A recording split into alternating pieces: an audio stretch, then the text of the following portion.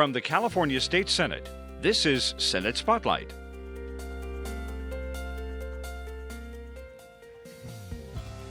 Hello, everyone, and welcome to this segment of Senate Spotlight, where we discuss legislative priorities, policy, and other related issues with members of the California State Senate. From the state capitol here in Sacramento, I'm Brian Green, and very happy to welcome back to our Senate Spotlight desk here, Senator Connie Leyva from the 20th Senate District. Thank you, Inland Brian. Empire. Good to see you. Good to see you. Happy New Year. Happy New Year to you. Let's talk about the new year coming back. Last time we talked, it was the end of session and the craziness. Now you're coming back to 2016. How are things looking with the legislature? As we speak, Governor's introducing his budget today. You have a full calendar awaiting you. How are things going this year? We do have a full calendar. I'm very excited to be back, especially my second year. I finished my first year as a legislator last year, so I feel like I'm ready to hit the ground running. Our Democratic caucus is outstanding. I wish it would stay the same. I wish we could all stay together for my full 11 years because we all work so well together. I look forward to looking at the governor's budget. I'm sure there will be some things in there that will help California, and I too will have a full bill package and look forward to making some great improvements for the people of California. Well, I want to talk about some of that bill package and actually some of your signed bills, your successes from 2015. But first, I would be really derelict of my duty if I didn't talk about this with you, the representative from San Bernardino and County and the city of San Bernardino, and everything that has happened there since a month and a half ago as we speak. Yeah. How are things going down there? It was considered the worst terrorism since 9/11 with a dozen people killed, more injured. How are things going? Things are going well. It was very shocking to us, to everyone involved. We hear about these terrorist attacks happening other places in the world, and you really never think it's going to happen in your own backyard. And then when it does, it really is quite different. And our hearts will always be with the victims and those who are injured. But good will come of this, and we've already seen it. We've seen people of San Bernardino coming together like never before. So I think that while obviously it's a horrible, horrible tragedy, we will make the best of it, and San Bernardino will be strong and will move forward and be stronger because of it. And I know it's probably a challenge as a legislator. What do you do in that kind of situation? I mean, if I know you, you would probably be there to bandage every wound and soothe every soul. But what do you as a legislator do in that kind of situation? I think the most important thing to do is to be appropriate. What can I do to actually help? The first responders were absolutely outstanding. The police department, the sheriff's department, the fire department, absolutely outstanding. And I really took my cues from them. What can I do to be helpful as a legislator? And a lot of what we really did was take constituent calls, make sure that they knew everything was going to be okay. If they had any questions, any issues, the family members that I spoke with of the victims, I told them, let me know whatever I can do to help, my office can do to help. I think the most important thing is to be appropriate. All right. Well, thank you for sharing that. And our thoughts and prayers are with Southern California. Thank you. But I'm glad to have you here. Let's talk a little bit about 2015 legislatively. Sounds kind great. of a lightning round of legislation. In particular, the financial security for seniors, particularly the ones that purchase these fixed or deferred annuities. Yes. Just making sure that their source of income doesn't pass along before they do. Right. And particularly some of the challenges of early withdrawals, this surrender period. Right. And how you address that for folks that if there's a death in the family, there's penalties for the family members. What does your bill 426 do? So this bill, now a law, makes sure that insurance companies can't keep a surrender penalty. So, a senior buys an annuity, they unexpectedly pass away before it matures, and the insurance companies would take a penalty out of it, so whoever was the beneficiary would get less than what the senior had actually put in there. That is now illegal. They cannot do that. And this is only for deferred annuities. That is right? correct. And not retroactive? That is correct. Okay. Yes. But it goes into moving forward. Yeah, that's all right. No, but that's I mean, it affects a lot of people with an Yes. aging population and that have been investing in this, and then all of a sudden, if they need it early, wait a minute, their investment minimizes if they try to take it out. It's just one of those things you kind of don't think about, and I did not realize was a problem, and when it was brought to my attention, I'm like, well, maybe we can fix that. So it was good that we were able to do that, and I appreciate the governor signing it. Another one that's been signed into law was SB 532. SB 2, protecting student voices on a school board. And I know many local school boards up and down the state have a student rep to kind of give them a voice, Yes. not a vote, Right, in correct. theory. But many of them don't have that protocol or that procedure for actually establishing one. And I know LA is a case in point for the Yes. way they're handling it. Tell us about what your new law would do. So I love this new law because it came to us from, I'm on education committee, and a group of high school students came and presented to the committee and talked about this situation. So I asked them to come and meet with myself and staff afterwards. They said, we've done everything we were supposed to do. LAUSD was supposed to appoint someone. They haven't. They didn't do it within the time frame. But there's really no teeth. There's no penalty. Could we do something? So this was really a very organic law, and I was just thrilled that we could do this for them and give them a little teeth, make sure that they are represented on those boards. Like you said, a voice, but no vote, but that's okay. And now it's a law, so it's terrific. And it also, from the back end, it also would deal with the removal of that. That is exactly right. It takes a majority vote to remove that student from the board. Now, I know it sounds like in particular LA, some of the school boards have been a little lax in dealing with this, but you got the School Boards Association Yes. support on this. Yes. So I assume collectively they think that this is a good idea. They do. And the only reason I mentioned LAUSD is because that's what was mentioned to me. I'm sure there were issues other places. Now we'll hopefully move along smoothly.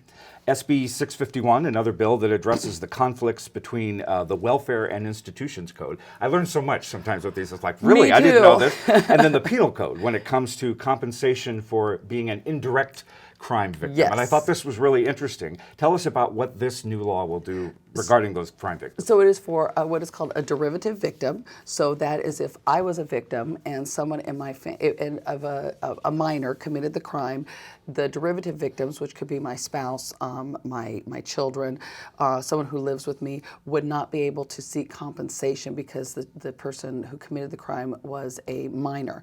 Now the derivative victims will have access to that so that they can get money for counseling and things like that that are needed after a crime is committed. And this is only for juvenile crimes, is that right? It's only for juvenile crimes because we already had it for adult crimes. Oh, okay. All right. So this addresses that. And that went into law on January January 1st 1st, yes. as well. And what were the district attorneys? What was law enforcement? What was their Everyone reaction was to very this? supportive, which was great. I try to, when something is brought to me, check with all the parties involved to make sure that they feel that this would be something appropriate, and they were very supportive. Great.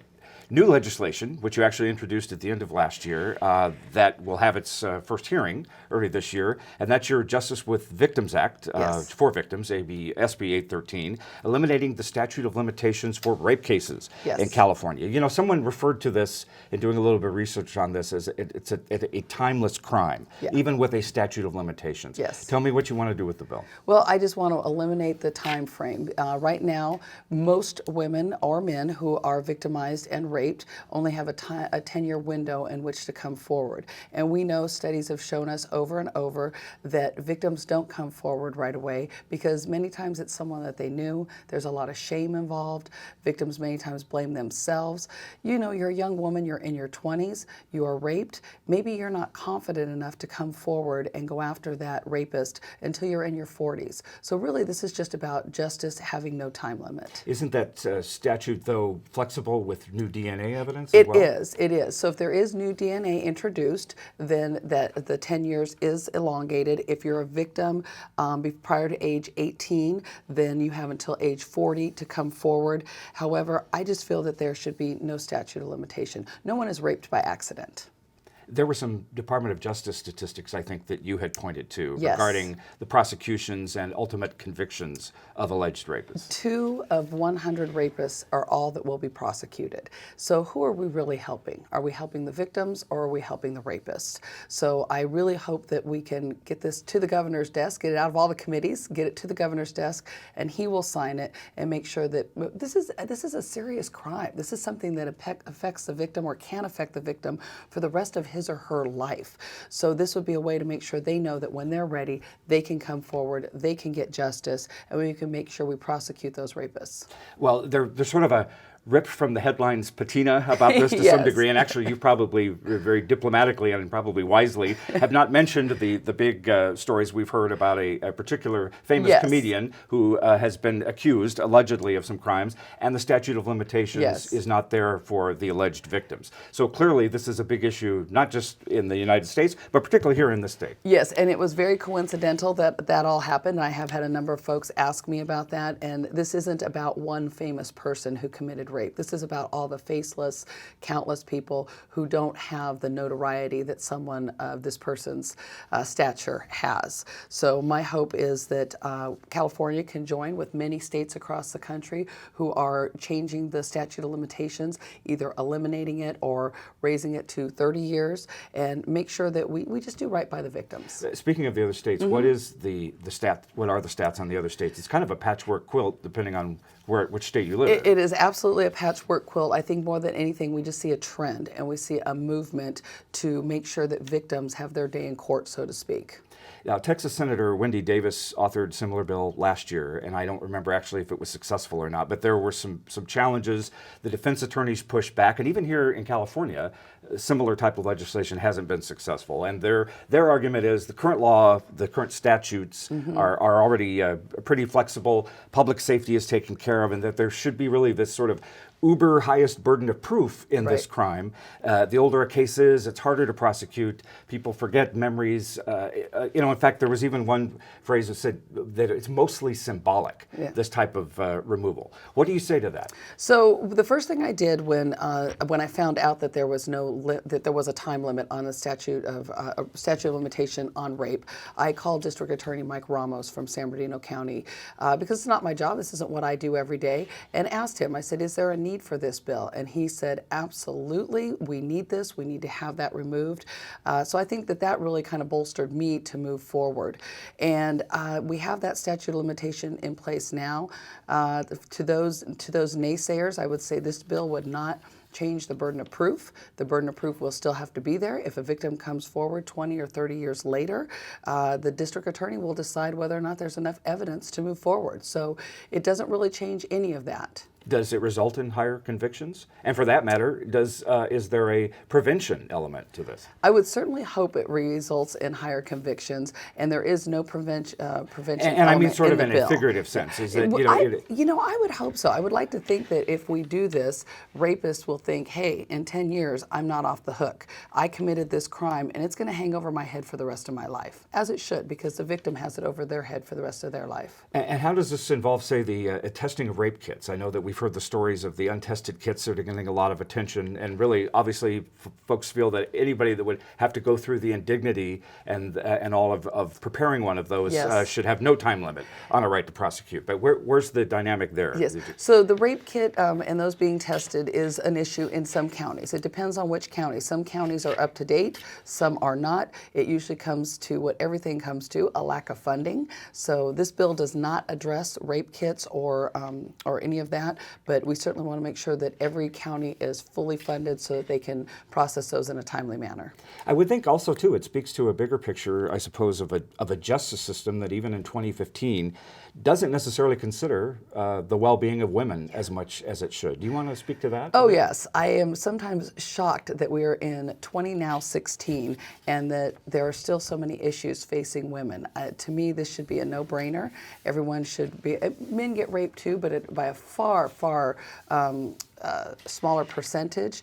And while we've made progress for women, there are still so many things that we need to work on, and violence against women is certainly at the top of the list.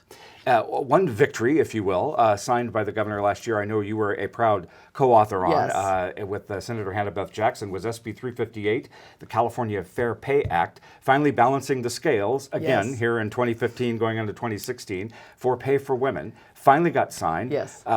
Your reaction? Yay, so happy. Our guest was Connie Leyva. Yes. No, good, that's right. Kudos to Hannah Beth Jackson, Senator Jackson, for all of her work on this. I have 23-year-old twin girls, and never did I think it would take 23 years of their life until we saw this enacted. And in a way, it's a little bit sad. You just think the right thing would happen, that we wouldn't have to have an actual law that says you have to pay women the same as you pay men. But we do need it. She did pursue this for many years. I was happy to get to be a part of it and vote on Senate, and that is definitely a victory for women everywhere, and we will just keep moving forward. And men and women Men in the and women, legislature yes. did it together. I Yeah, mean, that's the point, is that absolutely. everybody kind of came together. Yes, it was It's not just a women's issue. Yeah. Well, thank you for all the issues. I mean, we've talked about a lot here. I know you have a busy year ahead, and I hope to have you back before too long and catch up and see where things are going, not only in the 20th Senate District, but here in your work here in Sacramento. So Love to come back anytime, Brian. thank you very much. Thank you. Connie Leyva, State Senator from the 20th Senate District. And that is it for this edition of Senate Spotlight. We invite you to enjoy us next time around as we discuss important legislative issues and policies with the newsmakers and newsbreakers of the California State Senate. From the state capitol here in Sacramento, I'm Brian Green. Thanks for watching. Thanks for watching Senate Spotlight.